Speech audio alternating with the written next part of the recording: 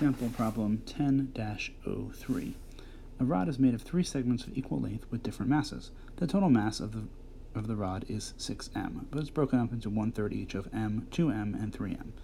Will the moment of inertia of the rod be greater about the left end, greater about the right end, or the same about both ends?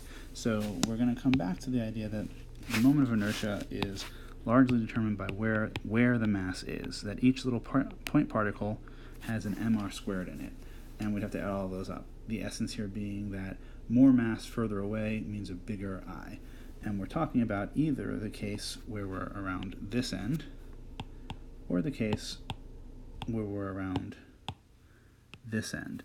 If we're in the green case, then most of the mass is pretty far from the axis, so that's going to be large I.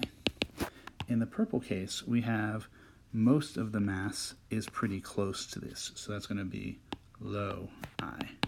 So we can see that the case will be greater around the left end because most of the mass is far from the axis at that point.